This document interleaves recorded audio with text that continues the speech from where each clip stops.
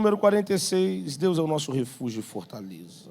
Socorro bem presente na hora da angústia. Portanto, não temeremos, ainda que a terra se mude, ainda que os montes se transportem para o meio dos mares, ainda que as águas rujam e se perturbem, ainda que os montes se abalem pela sua braveza. Há um rio cujas correntes alegram a cidade de Deus, o santuário das moradas do Altíssimo. Deus está no meio dela e ela não será abalada. Deus a ajudará. Já ao romper da manhã, os gentios se embraveceram, os reinos se moveram. Ele levantou a sua voz e a terra se derreteu. O Senhor dos exércitos, Ele está conosco. O Deus de Jacó é o nosso refúgio. Vinde, contemplai as obras do Senhor. Que desolações tem feito na terra. Ele faz cessar as guerras até o fim da terra. Quebra o arco, corta a lança, queima os carros no fogo. Aquietai-vos e sabei que eu sou Deus. Serei exaltado entre os gentios, serei exaltado sobre a terra. O Senhor dos exércitos está conosco e o Deus de Jacó é o nosso refúgio. Você pode fechar os seus olhos? Pai, louvamos o teu nome e te agradecemos, Deus. Obrigado pela tua palavra, obrigado pelo fôlego de vida, obrigado por esta manhã. Te agradecemos, Pai, porque entendemos que há um propósito sobre a nossa vida.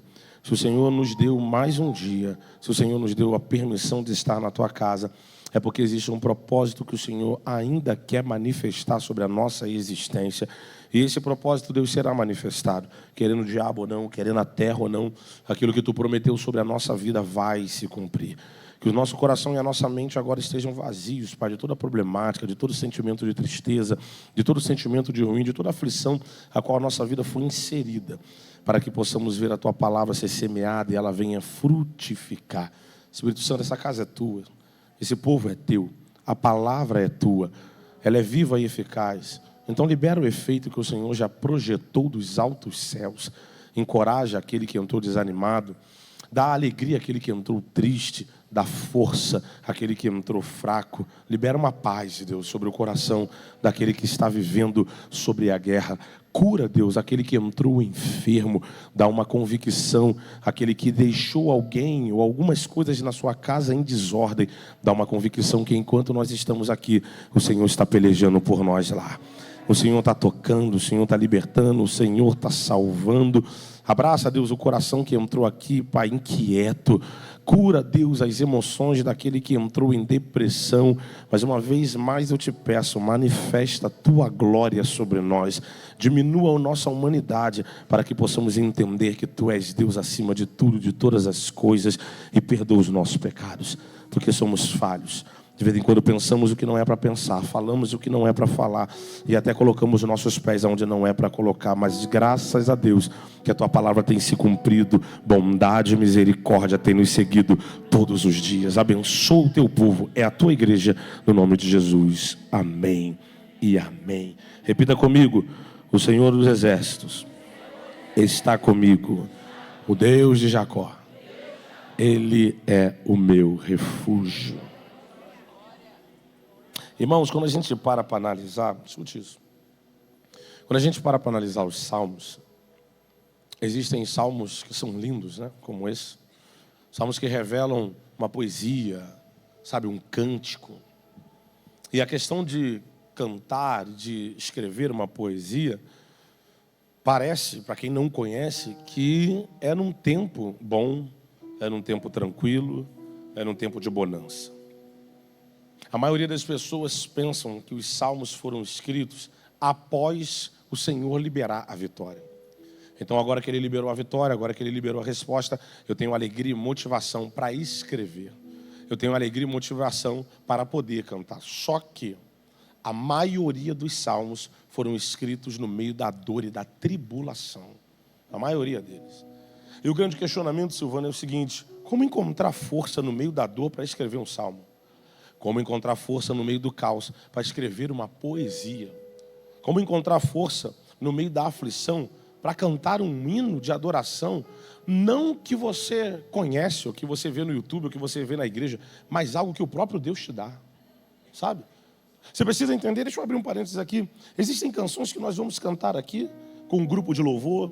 Existem canções que você vai ouvir no seu rádio, no seu carro, como eu faço, no YouTube, enquanto você está arrumando a casa e tudo mais. Só que existem canções que Deus dá Eu não estou falando de profissionais que Deus vai dar uma linda composição e vai fazer sucesso, não. Eu estou falando de canções que Deus dá a pessoas. Canções que não vão ser ouvidas no rádio, canções que não vão ser conhecidas no YouTube, mas canções que Deus vai te dar em meio ao sofrimento e que vai ser um bálsamo para a sua vida. Nós chamamos isso no meio da música de cânticos espontâneos. Não são aquelas letras em que você tem um verso e depois vem lá o enredo e todo o contexto. Não, não. São cânticos espontâneos. Você já viu aqueles cânticos espontâneos? Que eles não têm rima. Eles não fecham a composição, sabe? E muitas das vezes você nem vai lembrar da metade deles. Ou nem vai lembrar depois no futuro. São cânticos que Deus te dá em meio à aflição, mas é o Espírito Santo ministrando ao seu coração e fazendo você ministrar o ambiente, para o teu emocional e para o teu psicológico entender que tudo está no controle das mãos de Deus. E que a necessidade que nós temos da nossa humanidade é confiar nele. Cantar em meio à aflição, salmodiar em meio à aflição, não é para todos, não. Eu não vim aqui te dizer que todos nós vamos ter força para isso, não. Eu não vim aqui dizer que todos nós, Deus vai dar uma composição linda. Não. Mas eu vim aqui te dizer que todos nós podemos alcançar isso. Porque existem momentos da sua vida que você não tem o que fazer. Só Deus. Não há oração, não há jejum, não há busca. É a intervenção de Deus. Porque Deus está vendo um nível de afronta tão grande que Ele fala para você parar e ver de o livramento que eu vou te dar. Isso, escute isso. Eu não estou falando que você não tem que orar, que você não tem que buscar, que você não tem que vir para a casa do Senhor, que você não tem que ter intimidade com Deus, não. Eu estou falando que existem níveis de luta que não tem nada a ver com a tua intensidade. Tem a ver com um combate espiritual no mundo espiritual. Quer que eu te prove isso? Você vai ver o povo de Israel agora no Egito preso 400 anos. 400 anos. Deus levantou Moisés. Poderia ter levantado qualquer um outro. Porque a questão não era quem ele usaria e nem o sofrimento do povo. Porque escute, esse povo de Israel é um povo extraordinário. Eles são um pouco difíceis. Como diz a minha irmã, eles são um pouco cabeçudos. Mas eles são um povo de Deus. E não adianta, Deus não negocia. Deus entende uma coisa acerca do seu povo: quem tem que julgar sou eu, quem tem que esmagar sou eu, quem tem que bater sou eu. Então Deus olha para a aflição do povo e Ele agora traz a liberdade. Só que no meio da escravidão, a Bíblia vai dizer, você vai ler lá em Êxodo, e quanto mais afligia, quanto mais batia, quanto mais esmurrava, quanto mais imprensava, mais o povo crescia. Quanto mais eram subjugados, mais o povo crescia. E a minha pergunta é: como crescer no meio da aflição? Como crescer no meio da guerra? Eu já preguei isso aqui para você, Êxodo capítulo 2. E saiu um varão da casa de Levi e casou com uma varoa da casa de Levi. No meio da guerra, no meio do caos, no meio da dor, tem gente dando festa de casamento, tem gente casando, tem gente construindo família. O próprio Moisés, nascido de Joquebede. Sabe, as coisas estão evoluindo. Só que a realidade, escute isso, não é a coragem do povo, não é a ousadia do povo, é um selo que eles carregam. E qual é esse selo? Nós somos o povo de Deus. Não tem nada a ver, escute isso, com uma intensidade ou com um nível de fé, não. Tem a ver com um selo que eles têm. Nós somos o povo de Deus. Você vai ver esse povo na Babilônia. E Deus disse: volta, se conserta, para, não se mistura. Ah, não? Então vocês vão para a Babilônia. Só que na Babilônia, Deus disse: existe um tempo. Vai ficar aí para sempre, não. É como se Deus estivesse dando um recado para o inferno, Silvânia, e falar assim: olha só, o que está acontecendo é permissão minha. Não tem a ver com a autoridade do inferno, não tem a ver com a autoridade de Satanás, não tem a ver com o poder do inimigo, não tem a ver com nada. Tem a ver com Deus. O que eu estou deixando acontecer tem a minha permissão.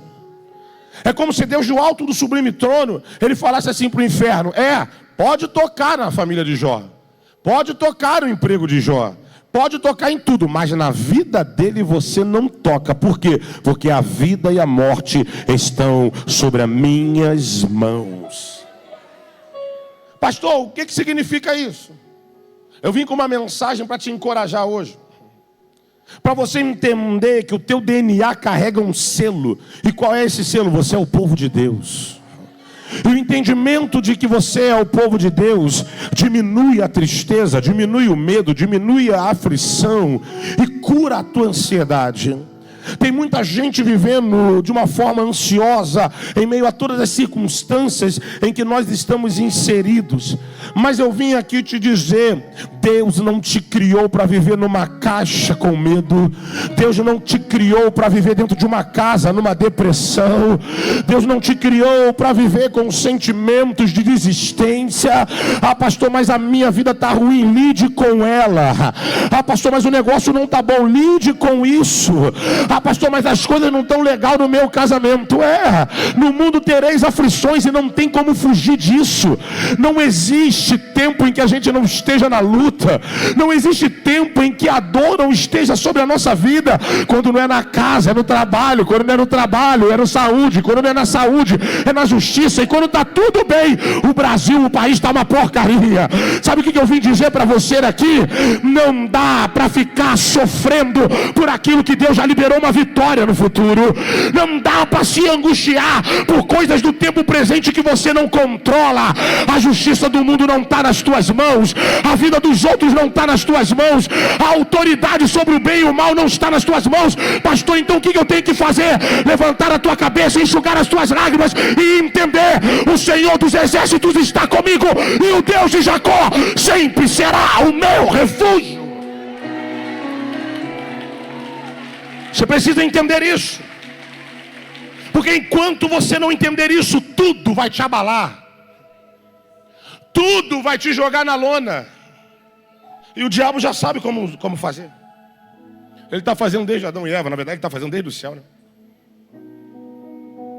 E enquanto você não entender que existem coisas que não estão no teu domínio, é por isso que Davi no Salmo 56, ele vai dizer assim: os meus inimigos, Senhor, eles me espiam, os meus inimigos se ajuntam, se amontam e querem me destruir.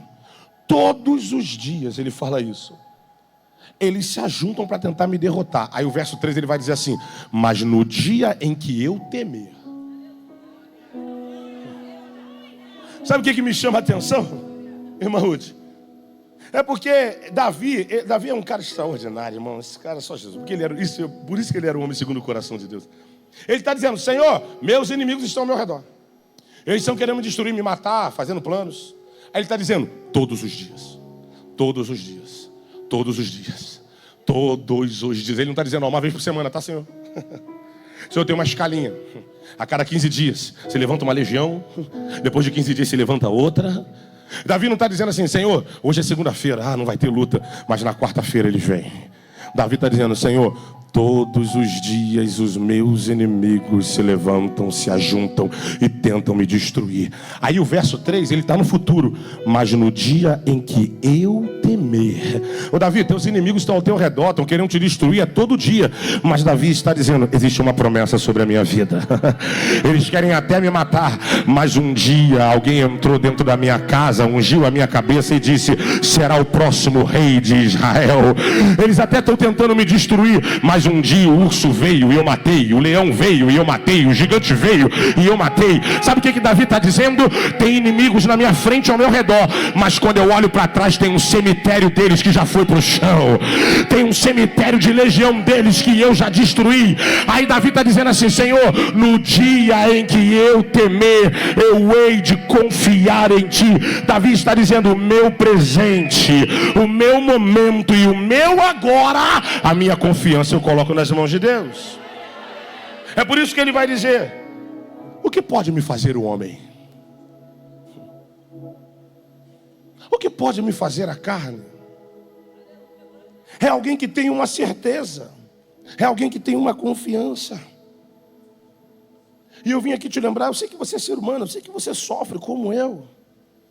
Mas tudo tem um limite, irmãos. Talvez não seja para todos, mas para alguns.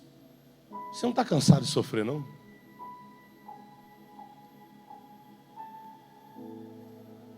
Você não está cansado de angústia, não? Os pastos verdejantes não existem para você, não? E o guia-me mansamente às águas tranquilas, é mentira?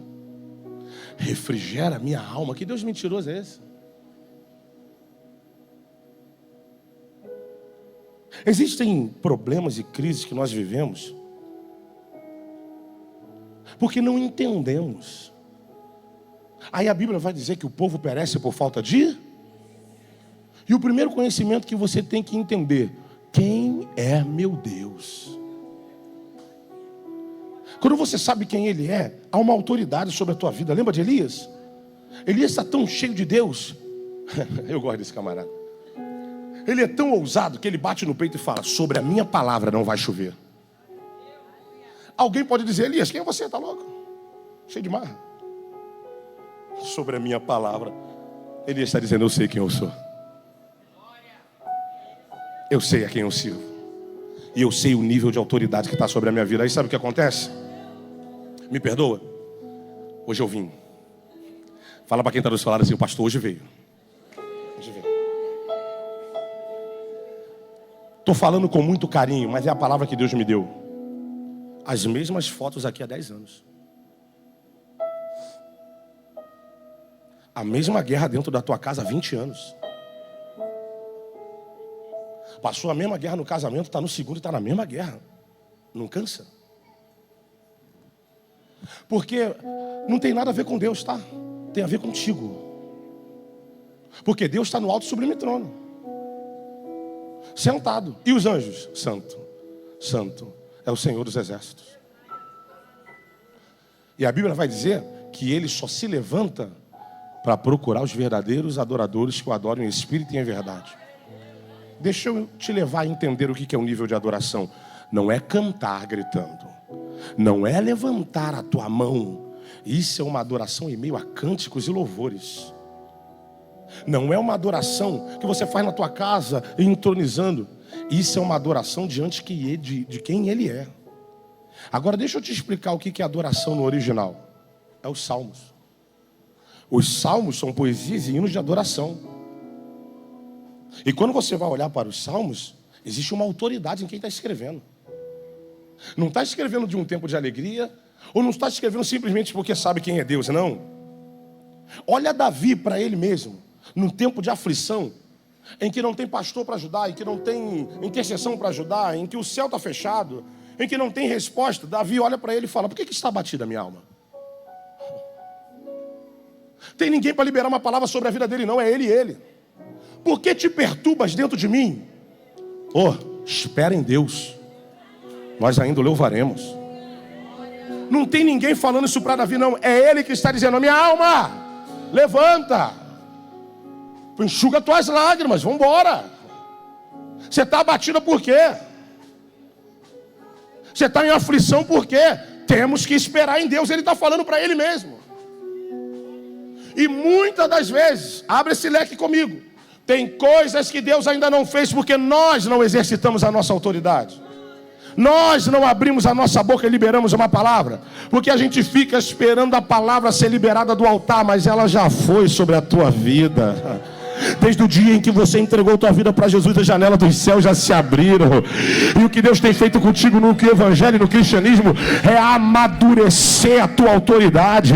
Lembra de Davi? Ei, tu vem a mim com espada, com escudo e com lança, e eu vou diante de ti, em nome do Senhor dos exércitos. Olha o Davi: ainda hoje Deus vai colocar você nas minhas mãos. Não teve anjo, não teve profeta, não teve sonho, não teve culto, não teve manhã com Deus. Teve alguém que entendeu: o Senhor dos exércitos está comigo. O Deus de Jacó é o nosso refúgio. Então recebe essa palavra. Hoje é dia de tu entrar em casa com o pé esquerdo, com o pé direito, pulando, gritando e falando pro diabo ouvir. A partir de hoje a afronta acabou. A partir de hoje a luta acabou.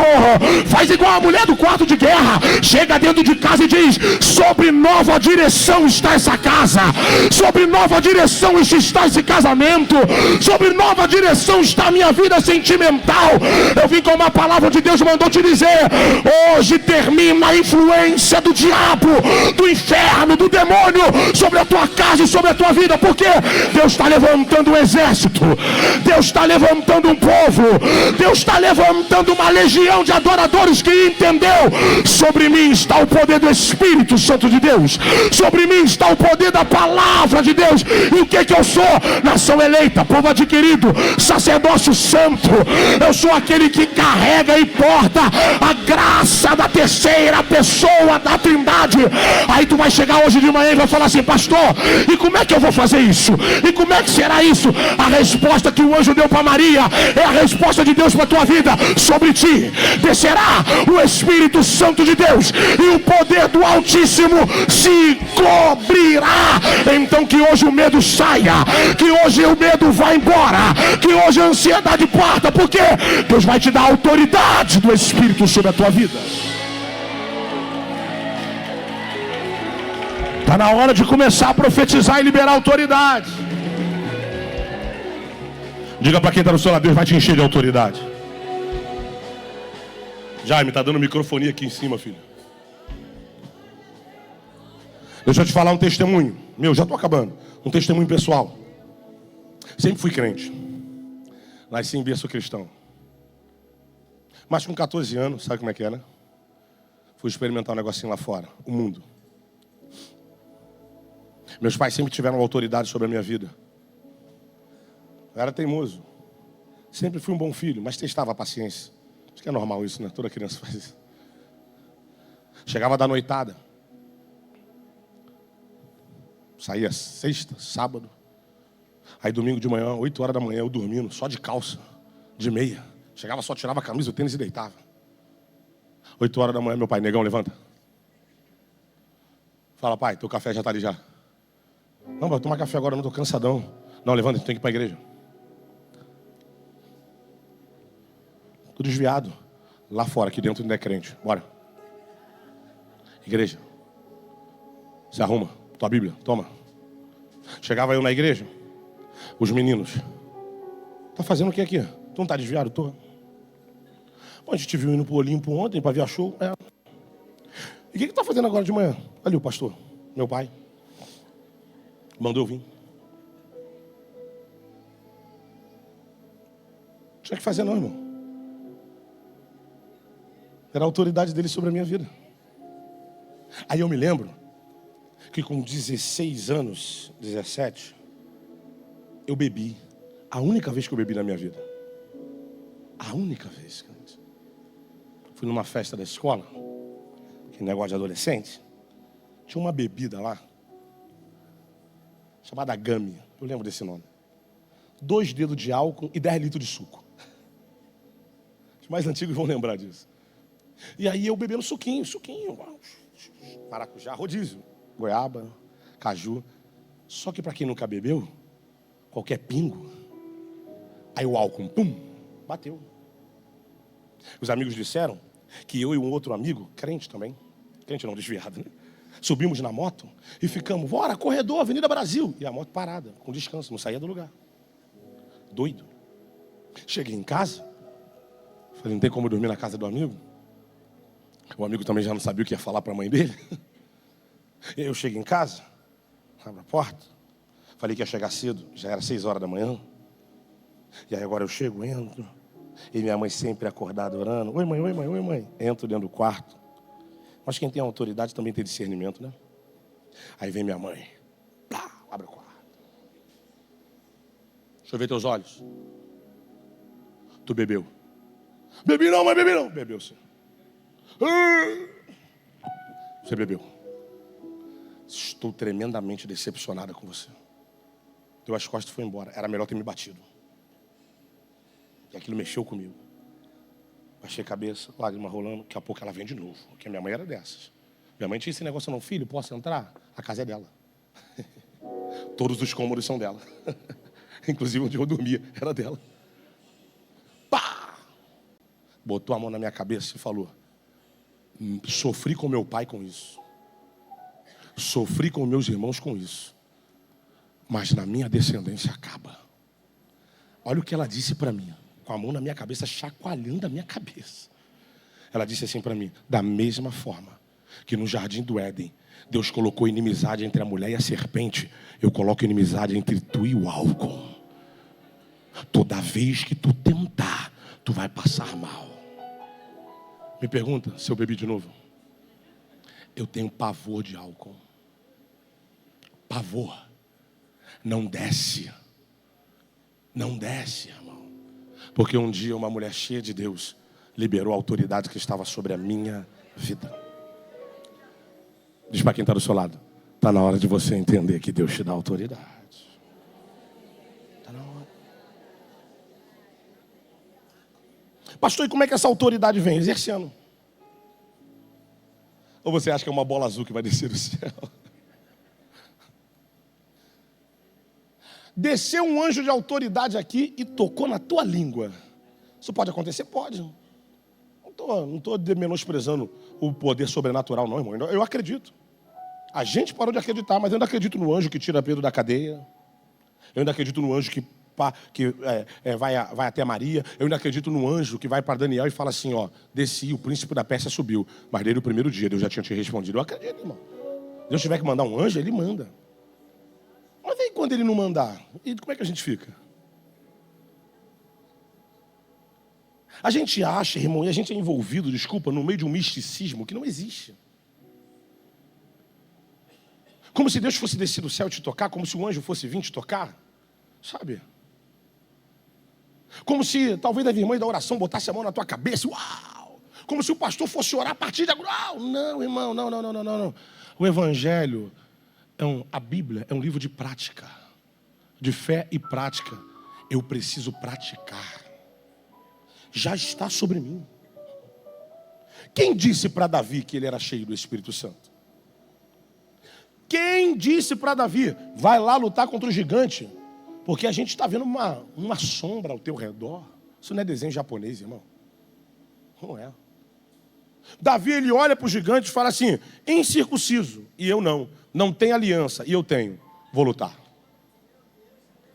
Que autoridade vem essa? Da onde vem essa autoridade? Da onde vem essa coragem? Do campo. Quando veio o urso, eu matei. Quando veio o leão, eu matei. Era alguém que já entendia, então logo praticava, logo exercia. Vou perguntar e você não responde. Você está exercendo tua autoridade dentro de casa? Você está exercendo tua autoridade dentro da tua família? Irmãos, não tem um dia em que eu não unjo a cabeça das minhas filhas. Não tem um dia em que eu não unjo os umbrais das minhas portas. Não tem nenhum dia, à noite, que eu falo para o diabo, estou indo dormir, e na minha casa tu não entra. Autoridade, irmãos. E quando Deus me permite ver alguma coisa, não é para me ter medo do que está acontecendo. É Deus falando, estou te despertando para a guerra. Obrigado, Senhor, vamos para cima. E o que a gente tem feito, escuta, eu estou com muito carinho, irmãos, estou medindo minhas palavras. E o que a gente tem feito, se escondido atrás da palavra e não exercitado ela.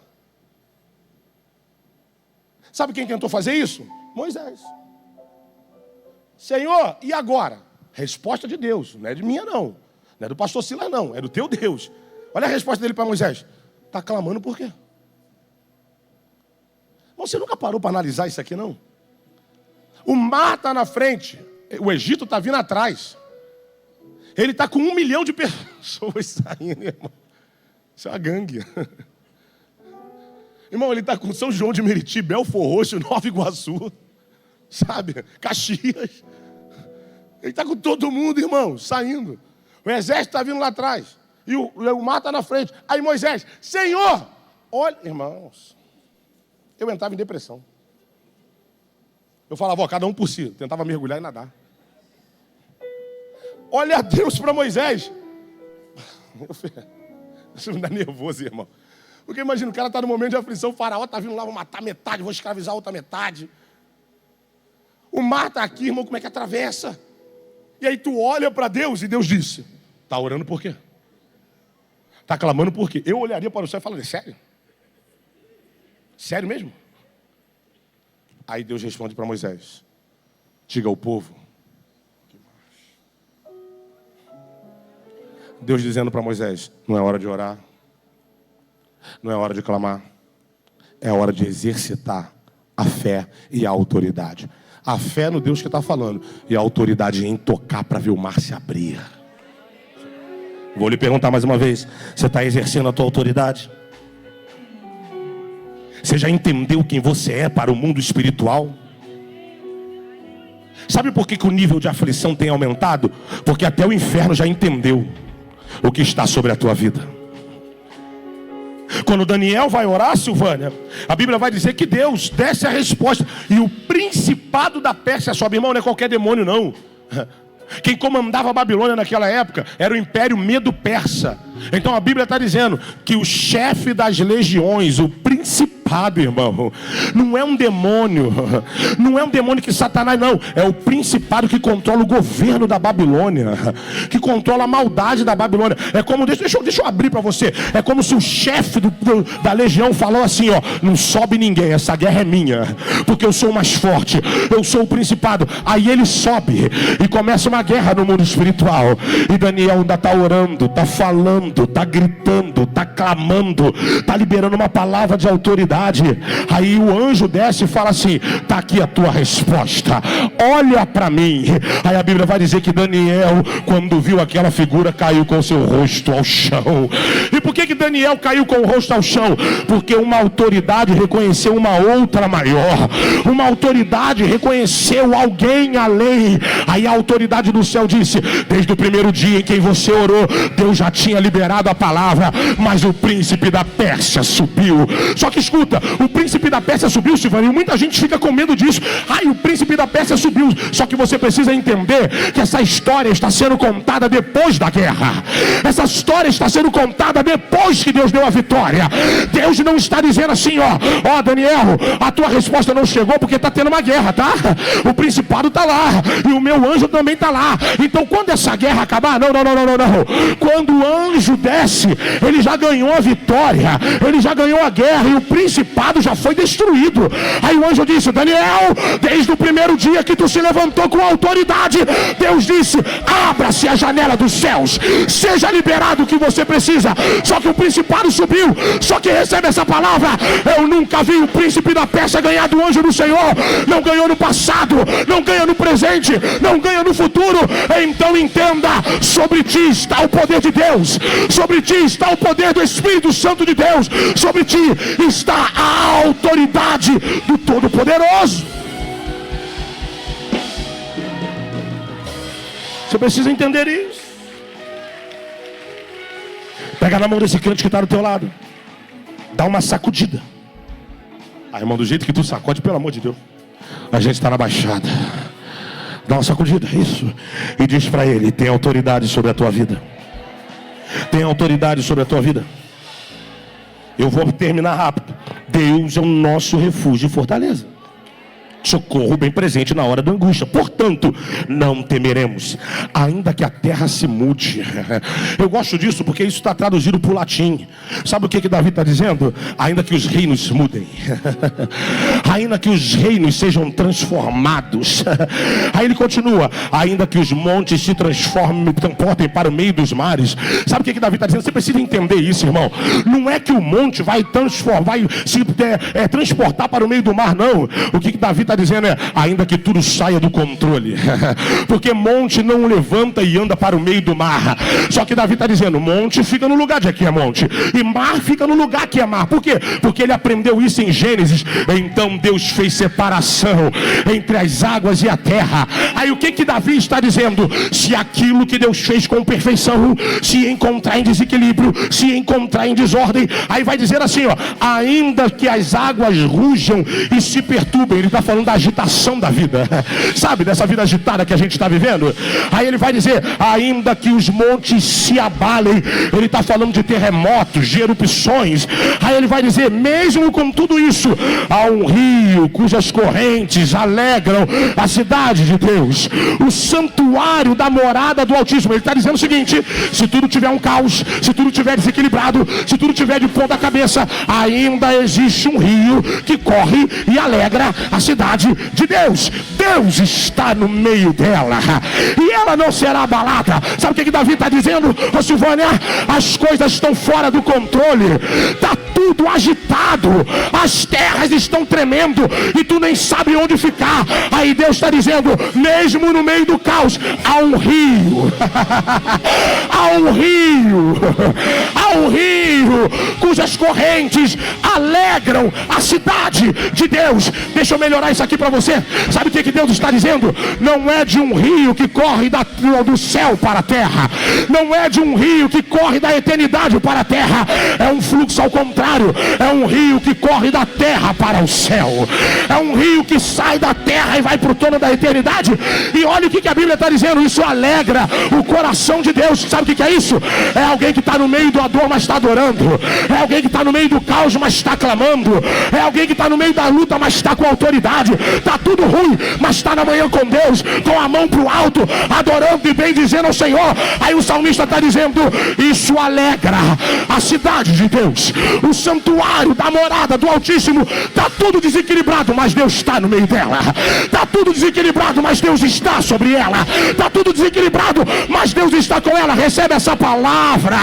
A terra pode estar em desordem, o mundo pode estar em descontrole, teu casamento pode estar complicado, tua vida emocional, psicológica, ministerial, profissional, está tudo agitado, mas a tua adoração tem chegado ao santuário de Deus. Aí a resposta da tua adoração quando sobe é que o Espírito Santo de Deus desce. Então tenha autoridade, porque enquanto tu exercita ela, a graça de Deus sempre estará sobre a tua vida. Diz para quem está no seu lado, depende de você.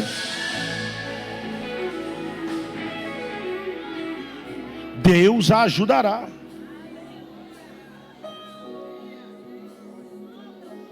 Os gentios se embraveceram, os reinos se moveram, ele levantou a sua voz e a terra se derreteu.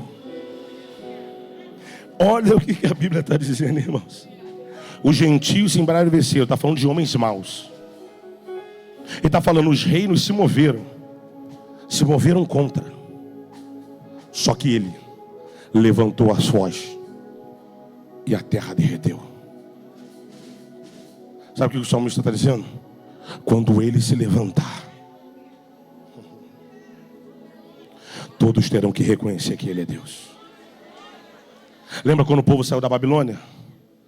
Então a nossa boca se encheu de riso. Eu gosto, irmãos, aí estou terminando. 10 minutos a gente termina. Eu gosto porque o sentimento deles no tempo de aflição na Babilônia é assim, ó. É uma tristeza. Escuta isso, irmão. É uma tristeza fora do normal. Porque até os cheios de Deus estão tristes, frustrados, desapontados e perderam a sua fé. Aí o Salmo de número 127 vai expressar isso. Junto aos rios da Babilônia nos assentamos e choramos. Lembramos de Sião. Nos salgueiros que ali estavam, penduramos nossas harpas. Porque aqueles que nos levaram cativo debochavam de nós. Porque aqueles que nos levaram presos riam de nós e diziam: cante-nos uma canção. Porque esses que estão escrevendo esse salmo, eles têm autoridade, eles são levitas. Só que no tempo da dor, eles estão pegando o chamado deles, que é a harpa, e pendurando. Eles esqueceram que a autoridade não é só em Jerusalém, tem autoridade na Babilônia também. Que não importa o lugar onde eu estou inserido, o que importa é a graça de Deus sobre a minha vida. Lembra de Abraão? Quando Deus falou assim: Abraão, separa de Ló. Abraão pega Ló e fala assim: Ló, escolhe para onde tu quer ir. Ló escolhe as melhores terras. Alguém falaria: Abraão, seu idiota, seu burro, você tinha que ficar com as melhores terras. Abraão: não, deixa Ló. Mas por que Abraão? Não tem nada a ver com terras. Tem a ver com a presença que caminha comigo. Lembra de Josué? Quando Deus vai dizer: aonde tu pisar a planta do teu pé. Aí os levitas do Salmo 127 não entenderam isso. Aí eles estão chorando, lembrando do tempo bom, penduraram o seu chamado e estão dizendo assim: mas como adorar a Deus em terra estranha? Eles não entenderam que em Jerusalém, na Babilônia, em Canaã ou no Egito, Deus ainda continua sendo Deus. E o tempo da aflição não pode diminuir ou alterar a minha adoração. É por isso que Paulo e Silas, na prisão, no cárcere mais profundo, onde o ar quase não chegava, onde a urina se misturava com as fezes, onde quase não se comia, bateram neles, eles estavam espancados, eles estavam, com dor, amarrados nas mãos e nos pés. E a Bíblia vai dizer que eles começaram a adorar, porque a adoração não depende do ambiente. A autoridade não depende da circunstância. Aí a Bíblia vai dizer que eles estavam tão cheios que Deus enviou um terremoto na terra. E eu gosto, Silvânia, porque o terremoto não veio do céu da terra. O terremoto veio da terra para a terra. Terremoto não vem do céu, irmão. Terremotos são placas tectônicas que, ao se agitarem e colidirem uma com a outra, fazem a terra tremer. Então Deus do céu está dizendo que sobre a terra Ele também tem autoridade. Aí o que Paulo e Silas louvaram mexeu com as estruturas da terra. Eu gosto, escute isso, de uma enciclopédia cristã que vai dizer assim: Deus não enviou terremoto algum. Eu gosto disso. Porque a versão mais original que existe não vai dizer: então por volta da meia-noite Deus enviou. Existem umas versões novas, deixa eu compartilhar com você. Eu não gosto muito delas, não. Eu sou pentecostal, as versões novas são muito coach. Eu gosto da versão antiga. E a versão antiga ainda não é aproximada ao original. Existe uma Bíblia que eu esqueci o nome dela, que é aproximada ao original, que ela pega do latim, extrai. Ela não muda o contexto, porque você sabe. É um exemplo, você vai estudar inglês, quando você vai traduzir uma frase para o português, tem que mudar algumas palavras para que haja um contexto. É normal. Você vai traduzir uma frase ou uma redação do japonês para o português, ou você vai botar do português para o japonês, você vai ter que mexer. Por quê? Porque existem coisas em outras culturas, em outras línguas, que não tem sentido para a gente. E existem coisas que não tem sentido, que na nossa língua não tem sentido para eles. Que se você traduzir como o Google, por isso que o Google Tradutor é um lixo. Porque quando você traduz, ele traduz da mesma forma que é, mas só que não tem sentido. É a mesma coisa a palavra do latim para a gente. Quando a Bíblia vai dizer assim: então Deus se arrependeu de ter feito o homem. Você acha que Deus se arrepende de alguma coisa? Se ele já está no amanhã antes do ontem acontecer? Não é. O original se aproximado vai dizer: então Deus se entristeceu. Deus se entristeceu. Então escute isso. Eu amo a palavra de Deus, irmãos. Escute isso. Existe uma originalidade, uma mais original, que se aproxima muito mais do contexto que foi escrito, que vai dizer assim: não foi Deus que, enquanto Paulo e Silas oravam, a terra simplesmente tremeu. Pastor, então o senhor está falando que não tem Deus? Não. Tudo é vontade de Deus. Por Ele e para Ele são todas as coisas. Mas eu estou dizendo que o que aconteceu com Paulo e Silas foi a mesma coisa que aconteceu com Elias. Elias não pediu a Deus, ele disse: sobre a minha palavra não vai chover, e ponto final. Só que a Bíblia vai dizer que a natureza serve ao Senhor. Que os mares servem ao Senhor. E aí você vai precisar navegar na Bíblia. Porque quando Ele voltar, Ele vai liberar uma palavra que os mares vão ter que devolver os seus mortos. Olha a autoridade dele. A Bíblia vai dizer que a voz dele é como o som de muitas águas. O que é isso, pastor? Pega uma concha. Quem aqui já pegou uma concha quando era pequeno? Levou para casa. Atribulou a mãe cheia de concha. Aí tu botou no ouvido, tu ainda escuta o barulho do mar. Mesmo longe do mar. Aí a Bíblia está dizendo: a voz dele é assim. Ele está lá, longe. Mas ela ecoa por todo o universo. É por isso que Jesus vai olhar para a menina e vai dizer: está morta, né? Talita cume. E aonde o espírito dela está, eu não sei. Eu só sei que ouviu a voz de Jesus e teve que voltar correndo para o corpo. Aí o original está dizendo assim: enquanto eles amordaçados, presos, espancados, sangrando, adoraram, a terra começou a tremer. Aí a gente entende isso como terremoto, né? Só que na verdade a Bíblia está dizendo o seguinte: a autoridade deles era tão grande que mexeu com as estruturas do lugar onde eles estavam. A autoridade deles era tão grande que até aquilo que servia ao Senhor teve que agora escutar o som da voz deles. Aí o terremoto chegou, Deus libertou, Deus salvou e o nome dele foi glorificado. Aí eu volto lá para o Salmo. Em frente aos rios da Babilônia, nós estamos chorando, lembrando de Sião. Penduramos as nossas harpas, porque debocharam, riram da gente e nos pediram para cantar uma canção nova. Mas como cantar ao Senhor em terra estranha? Mas o mesmo povo que estava na angústia, lá no Salmo 137, no Salmo 137 eles falaram isso, lá no Salmo 126, agora eles estão saindo da Babilônia dizendo: então a nossa boca se encheu de riso, então a nossa língua tem um cântico novo, um cântico. E todos diziam entre as nações: grandes coisas, grandes coisas, grandes coisas o Senhor fez a este. Deixa eu te lembrar uma coisa: quando tu tem autoridade sobre a tua vida, a terra reconhece, o vizinho reconhece, a macumbeira reconhece, o pai de santo reconhece, o feitiço reconhece, o diabo reconhece, o demônio reconhece, toda a estrutura maligna reconhece, mas a estrutura do céu também reconhece. É por isso que tem palavras que são liberadas sobre a tua vida. Então, pelo amor de Deus, eu libero uma palavra sobre a tua história. Hoje é o dia que Deus vai te encher.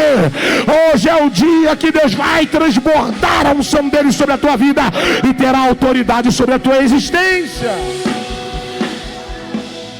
E a gente termina aqui. Ele faz cessar as guerras até o fim. Quebra o arco. Pastor, esse negócio de quebrar o arco e flecha. Só que escuta. Quem aqui já tirou de arco e flecha? Tu nunca fez um negócio com... Era rapaziada que a gente fazia. A pipa rasgou e tu pegava aqui assim. Tu nunca brincou de índio, irmão? Pelo amor de Deus. Só que a madeira, eu esqueci o nome, me perdoa. Depois eu trago para você. A madeira que é feito o verdadeiro arco, ela é muito forte. Você dobra e ela não quebra. E quanto mais você puxa, mais força tem. Aí, antigamente era assim. Você já viu o filme Troia? Esses filmes antigos assim. Quando o exército vai se aproximando, a primeira área de combate a morrer é a infantaria. Por quê? Porque eles são primeiro, corpo a corpo. E aí quando eles chegam com escudo. Por quê? Porque os arqueiros estão lá de cima. E fugir de tiro de flecha, irmão, é complicado.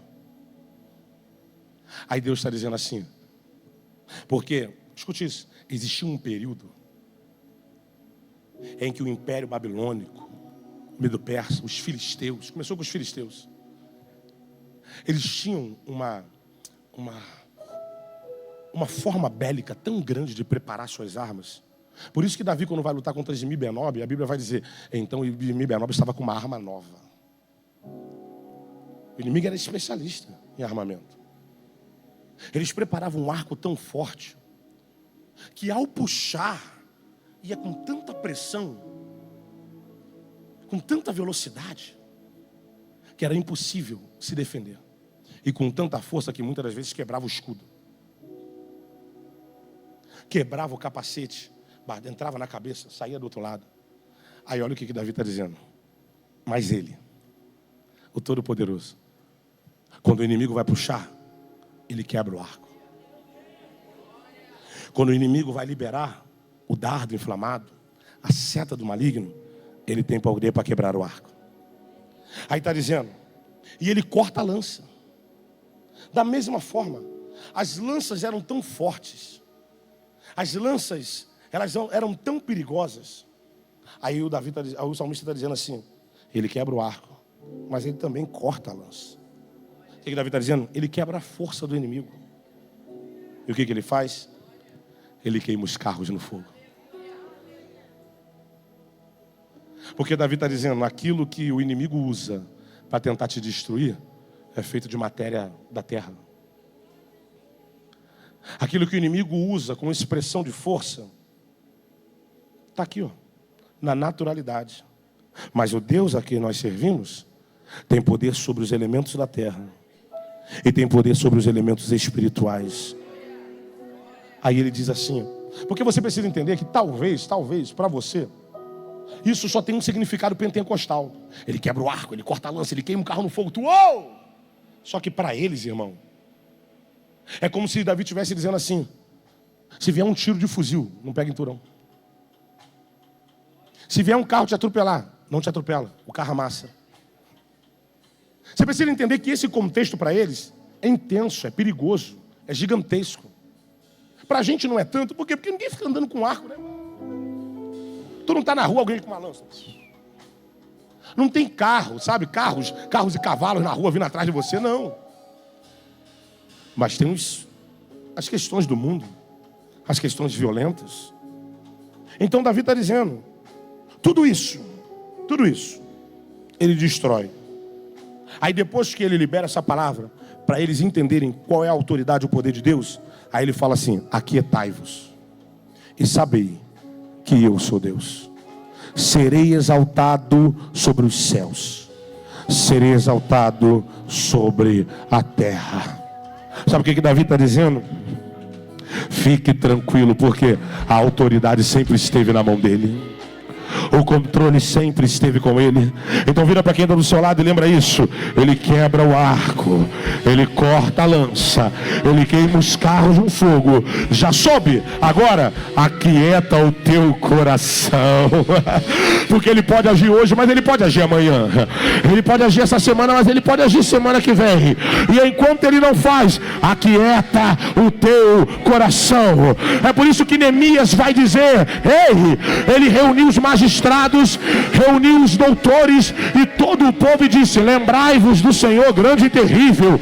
Lembrou dele? Agora continua pelejando pelos seus filhos, pelas suas filhas, pela sua família. Deixa eu te lembrar uma coisa, você precisa viver, crente. Você precisa viver. Pega na mão de quem está do teu lado e diz assim, você precisa viver. A vida não foi feita só para chorar. A vida não foi feita só para se entristecer. A vida Deus te deu com um propósito. Então viva. Senhor, pastor, como é que eu vivo no meio da luta? Vivendo. Como é que eu vivo no meio da dor? Vivendo.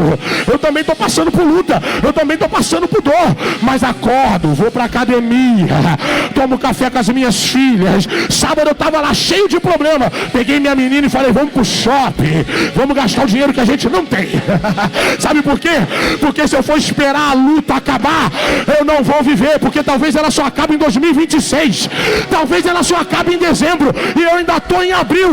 E se Deus me deu vida, Deus está falando, viva, viva, aproveita. Pastor, mas o senhor está falando para mim aproveitar? Vai para a praia. Pastor, como é que eu vou para a praia? Chorando, chora na beira da praia, é melhor do que chorar em Belfor Roxo. Pastor, mas o senhor está falando para mim viajar? Gasta dinheiro com um monte de coisa, vai pegar uma pousada com a tua esposa 10 vezes sem juros, vai pagar R$50 por mês, mas vai aproveitar lá. É melhor ficar com crise no casamento em Búzios do que com crise em casamento dentro de Vilar dos Teles. Eu vim aqui te dizer, vai viver a tua vida, vai viver a tua existência, vai viver a tua esperança.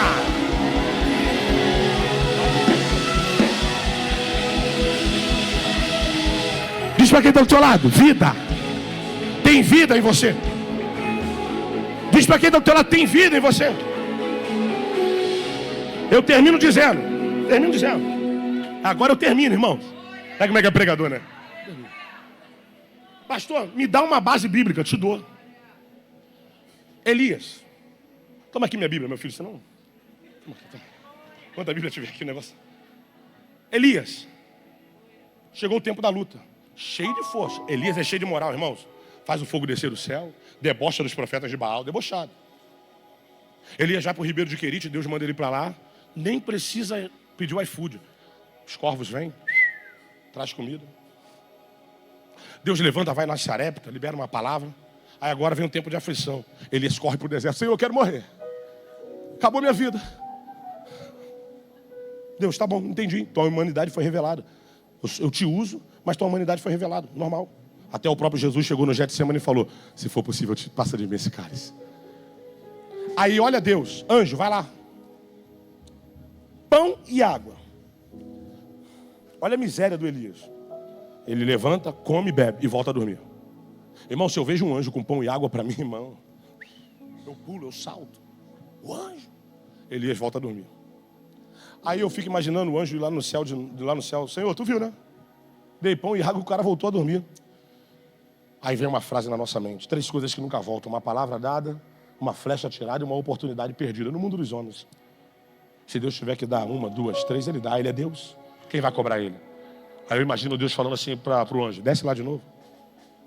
Passa na padaria, pega mais um pãozinho. Quentinho. Leva água para ele. Mas libera uma palavra. Aí, Elias, acorda, Elias, acorda.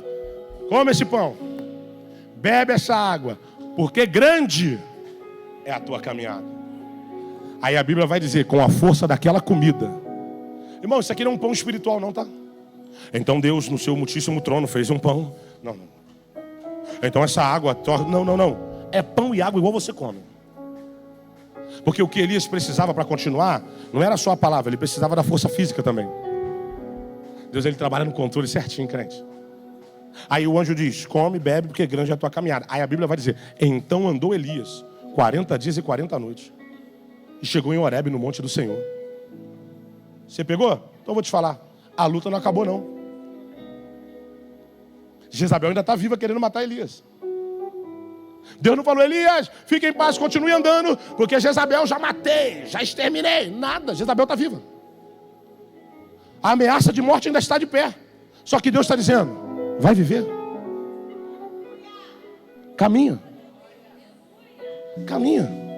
Aí vem o... Estou tentando encontrar uma palavra bonita. Os vitimistas. Encontrei uma palavra menos feia. Poxa, que Deus é esse?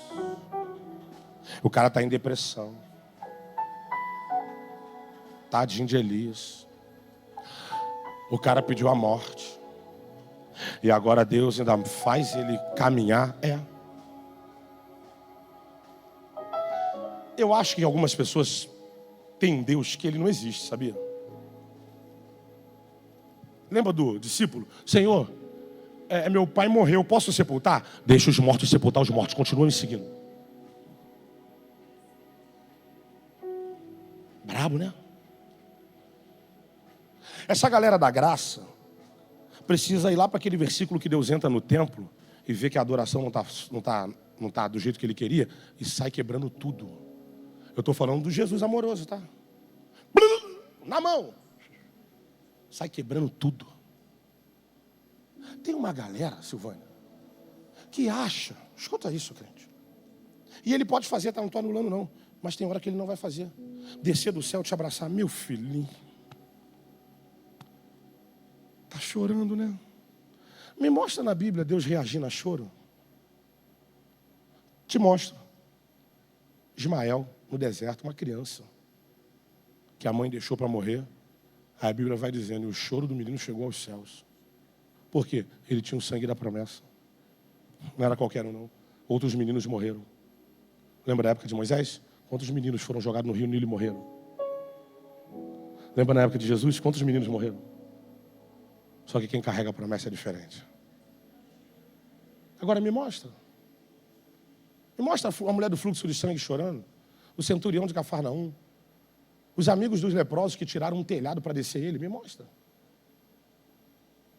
Me mostra, Davi. Me mostra, irmão. Deus não reage a choro, não, crente. Deus não reage a murmuração, não. Isso é uma galera que tem pregado uma graça mentirosa e tem feito diminuir a autoridade que está sobre a vida das pessoas. E aí você fica numa dependência que não é a dependência da existência, é a dependência do milagre. A dependência da existência você tem que ter, porque sem ele você não vive. Mas a dependência do milagre ela não existe. Por quê? Se ele fizer ou não fizer, ele continua sendo Deus. Lembra de Moisés? Dá uma olhada em Canaã. Tu não entra, vem comigo agora. A Bíblia vai dizer que os discípulos morreram e se alegraram. Apanharam e falaram, graças a Deus, eu posso apanhar por amor a Cristo. Eu estou falando para você, não estou falando para você que o evangelho é um evangelho de sofrimento, não. Estou falando para você que de vez em quando, o céu vai ficar fechado.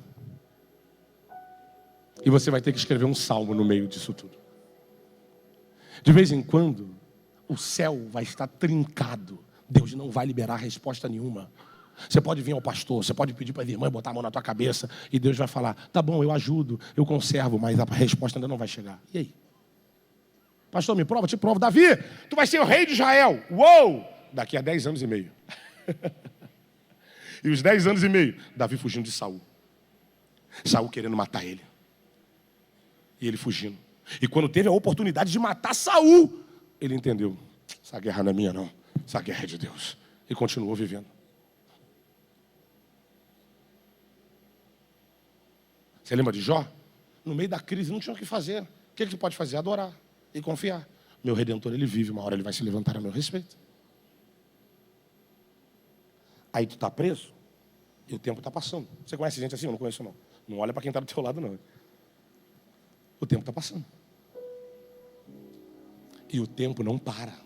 Já dizia o profeta de Baal, né? E é verdade, o tempo não para. Já se passou 2 anos, minha irmã. Já se passou 5 anos que esse casamento já acabou.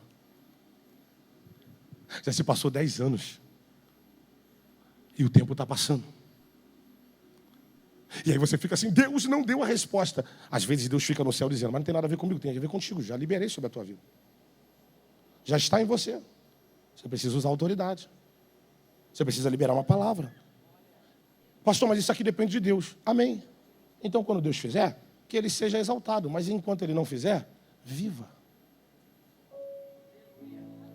Porque o ímpio está cheio de problema e está vivendo. Você tem parente assim? Que está na guerra, mas está no bar bebendo? Já disse minha mãe, tua tia, oração. Aí de novo? De novo. Vamos orar. Aí eu vou para o Instagram.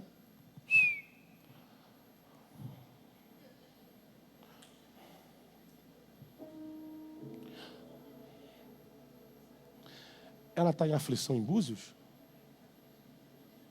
Porque eu estou na Penha.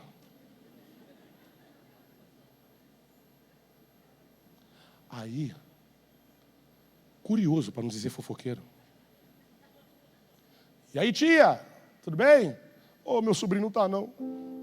A guerra danada, pedi a tua mãe oração. Está orando? Tô. Mas assim, a história está em Búzios. Falei, irmão, não é tia, não é aí. Está em Búzios. Ah, meu sobrinho, a gente tem que viver, né?